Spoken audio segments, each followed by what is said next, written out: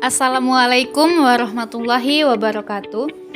Perkenalkan, nama saya Nala Jauriyatun Nafisah dengan NIM 2130604142. Saya dari Fakultas Ekonomi dan Bisnis Islam, Program Studi Manajemen Zakat dan Wakaf 3. Di sini saya akan menjelaskan tentang teori dasar perpajakan. Baiklah, langsung saja. Yang pertama ada teori dasar perpajakan atau pengertian pajak. Berdasarkan Undang-Undang Ketentuan Umum Perpajakan Nomor 28 Tahun 2007, Pasal 1 Ayat 1 berbunyi, pajak adalah kontribusi wajib kepada negara yang terutang oleh orang pribadi atau badan yang bersifat memaksa berdasarkan undang-undang dengan tidak mendapatkan imbalan secara langsung dan digunakan untuk keperluan negara bagi sebesar-besarnya kemakmuran rakyat. Lalu ada pengertian pajak yang dikemukakan oleh Sumitro. Pajak adalah iuran rakyat kepada kas negara berdasarkan undang-undang yang dapat dipaksakan dengan tidak mendapatkan jasa timbal balik kontrapretasi yang langsung dapat ditunjukkan dan yang digunakan untuk membayar pengeluaran umum.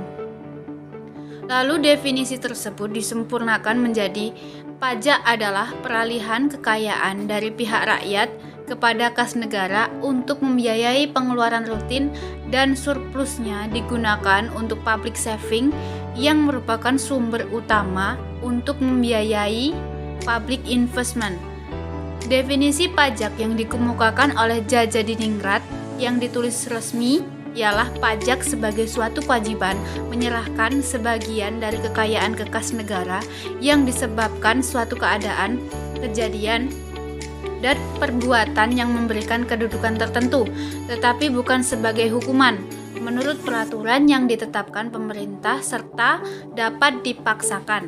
Tetapi tidak ada jasa timbal balik dari negara secara langsung untuk memelihara kesejahteraan secara umum. Lalu ada cara pemungutan pajak. Menurut Waluyo, cara pemungutan pajak adalah sebagai berikut. Yang pertama ada stelsel pajak. Cara pemungutan stelsel pajak dapat dilakukan berdasarkan antara lain, yang pertama ialah stelsel nyata atau real stelsel. Pengenaan pajak didasarkan pada objek penghasilan yang nyata, sehingga pemungutannya baru dapat dilakukan pada akhir tahun pajak. Ya, ini setelah penghasilan baru dapat sesungguhnya telah dapat diketahui.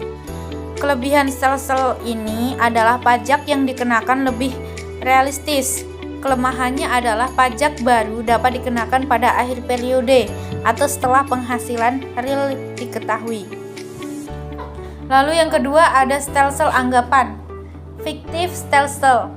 Pengenaan pajak didasarkan pada suatu anggapan yaitu diatur oleh undang-undang.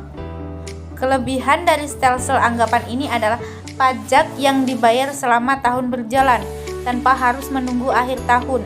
Kelemahannya adalah pajak yang dibayar tidak berdasarkan pada keadaan yang sesungguhnya. Lalu yang ketiga ada stelsel campuran. Stelsel ini merupakan kombinasi antara stelsel nyata dan stelsel anggapan. Pada awal tahun, besarnya pajak dihitung berdasarkan suatu anggapan. Kemudian pada akhir tahun, besarnya pajak disesuaikan dengan yang sebenarnya. Lalu sistem pemungutan pajak. Menurut Waluyo dapat dibagi menjadi yang pertama ialah Official Assessment System. Sistem ini merupakan sistem pemungutan pajak yang memberi wewenang kepada pemerintah Fiskus untuk menentukan besarnya pajak yang terutang.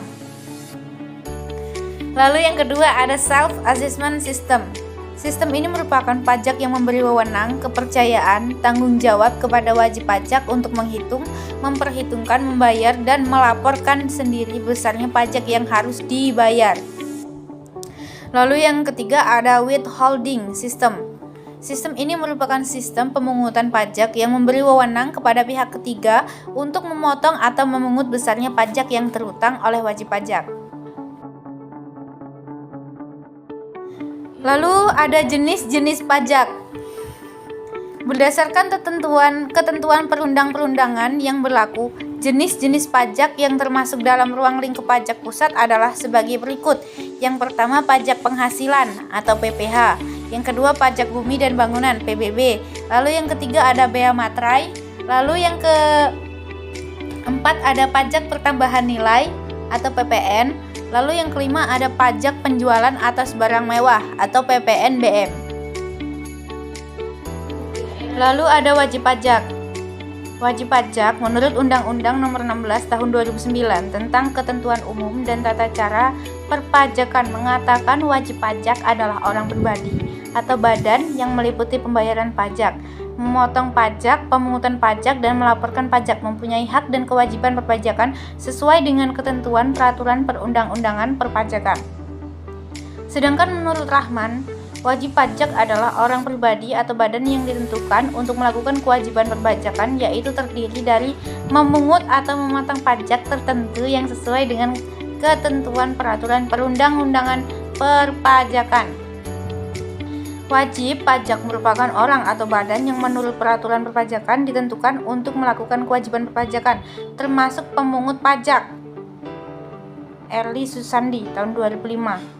Berdasarkan pengertian para ahli di atas, maka pengertian wajib pajak adalah orang pribadi atau badan yang diwajibkan untuk membayar jumlah pajak yang terutang berdasarkan ketentuan peraturan perundang-undangan perpajakan dan tidak mendapatkan timbal balik secara langsung dari pembayaran pajak tersebut.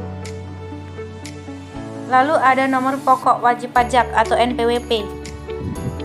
Merupakan nomor yang diberikan kepada wajib pajak atau WP sebagai sarana dalam administrasi perpajakan yang dipergunakan sebagai tanda pengenal diri atau identitas wajib pajak dalam melaksanakan hak dan kewajiban keperpajakannya.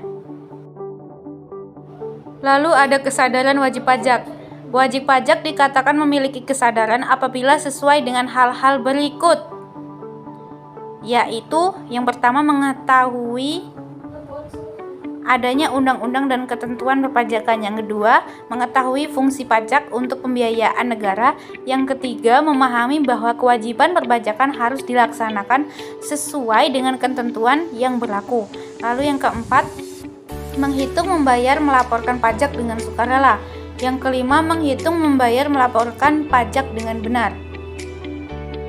Lalu ada syarat kepatuhan wajib pajak. Berdasarkan uraian yang telah dipaparkan di atas sesuai dengan PMK nomor 192 PMK 03 tahun 2007, wajib pajak memiliki kriteria tertentu. Adapun persyaratan yang harus dipenuhi sebagai wajib pajak patuh yaitu tepat waktu, tidak mempunyai tunggakan pajak, laporan keuangan diaudit oleh akuntan publik atau lembaga pengawasan keuangan pemerintah dengan pendapat wajar tanpa pengecualian selama 3 tahun berturut-turut, tidak pernah dipidana karena melakukan tindakan pidana di bidang perpajakan. Lalu ada usaha mikro kecil dan menengah. Definisi usaha mikro kecil dan menengah UMKM menurut UUD tujuan usaha mikro berdasarkan Undang-Undang Nomor 20 Tahun 2008 tentang usaha mikro kecil dan menengah. Dalam pasal 3 disebutkan bahwa usaha mikro bertujuan untuk menumbuhkan dan mengembangkan usahanya dalam rangka membangun perekonomian nasional berdasarkan ekonomi yang berkeadilan. Adapun ciri-ciri usaha mikro yaitu antara lain sebagai berikut. Jenis barang usahanya tidak tetap, dapat berganti pada periode tertentu. Lalu tempat usahanya tidak selalu menetap. Lalu belum melaksanakan administrasi keuangan yang sederhana dan tidak memisahkan antara keuangan keluarga dan keuangan usahanya. Lalu tingkat pendidikannya masih relatif rendah. Lalu yang kelima, ada pada umumnya belum akses ke perbankan, namun sebagian dari mereka sudah akses ke lembaga non-bank. Lalu selanjutnya, umumnya tidak mempunyai izin usaha atau persyaratan legalitas lainnya termasuk nomor pokok wajib pajak NPWP Undang-Undang RI Nomor 20 Tahun 2008 antara lain sebagai berikut. Usaha mikro adalah usaha produktif milik orang perorangan atau badan usaha perorangan. Kedua, usaha kecil merupakan usaha ekonomi produktif yang berdiri sendiri. Lalu yang ketiga, usaha menengah adalah usaha ekonomi produktif yang berdiri sendiri yang dilakukan perorangan atau badan usaha yang bukan merupakan anak perusahaan atau bukan cabang perusahaan yang dimiliki, dikuasai, menjadi bagian baik langsung atau tidak langsung dari usaha menengah atau usaha besar dengan jumlah kekayaan bersih atau hasil penjualan tahunan. Syarat kepatuhan wajib pajak. Adapun persyaratan yang harus dipenuhi sebagai wajib pajak patuh yaitu: pertama, tepat waktu dalam menyampaikan surat pemberitahuan. Kedua, tidak mempunyai tunggakan pajak untuk semua jenis pajak kecuali tunggakan pajak yang telah memperoleh izin mengangsur atau menunda pembayaran pajak.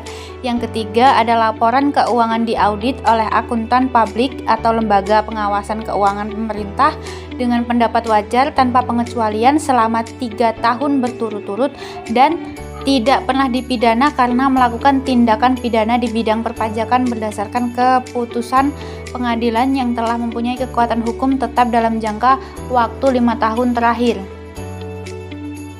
Adapun ciri-ciri usaha mikro yaitu antara lain sebagai berikut: A. Jenis barang usahanya tidak tetap, dapat berganti pada periode tertentu. Kedua, tempat usahanya tidak selalu menetap, dapat berubah sewaktu-waktu. Yang ketiga, belum melaksanakan administrasi keuangan yang sederhana dan tidak memisahkan antara keuangan keluarga dan keuangan usahanya. Yang keempat, tingkat pendidikannya masih relatif rendah. Kelima, pada umumnya belum akses ke perbankan, namun sebagian dari mereka sudah akses ke lembaga non-bank. Lalu selanjutnya, umumnya tidak mempunyai izin usaha atau persyaratan legalitas lainnya termasuk nomor pokok wajib pajak NPWP. Yang kedua, ada fungsi pajak. Pajak merupakan peranan yang sangat penting bagi kehidupan bernegara, khususnya di dalam pelaksanaan pembangunan karena pajak merupakan sumber pendapatan negara untuk membiayai semua pengeluaran termasuk pengeluaran pembangunan. Adapun fungsi pajak sebagai berikut. Yang pertama, ada fungsi anggaran atau budgetary. Fungsi anggaran ini bisa disebut sebagai fungsi yang terpenting bagi negara. Juga disebut dengan fungsi fiskal, yaitu suatu fungsi di mana hasil atau dana pajak menjadi salah satu sumber dana kas atau keuangan negara. Lalu yang kedua, ada fungsi mengatur atau reguleran. Fungsi mengatur di sini adalah pemerintah mampu menggunakan pajak sebagai aspek yang bisa dijadikan sebagai alat untuk mencapai suatu tujuan tertentu. Lalu yang ketiga, ada fungsi stabilitas. Pajak yang digunakan oleh pemerintah dalam hal mengatur dan menstabilkan perekonomian dalam negara. Pajak bisa menjadi alat stabilitas ekonomi dalam berbagai kondisi yang dianggap mengancam keberlangsungan jalannya perekonomian negara. Dengan adanya pajak, pemerintah memiliki banyak opsi dalam membuat dan menetapkan sebuah kebijakan. Baiklah, itu saja yang bisa saya sampaikan. Jika ada salah-salah kata, saya mohon maaf. Kepada Allah saya mohon ampun. Wabillahi taufiq wal hidayah. Wassalamualaikum warahmatullahi wabarakatuh. Sekian dan terima kasih.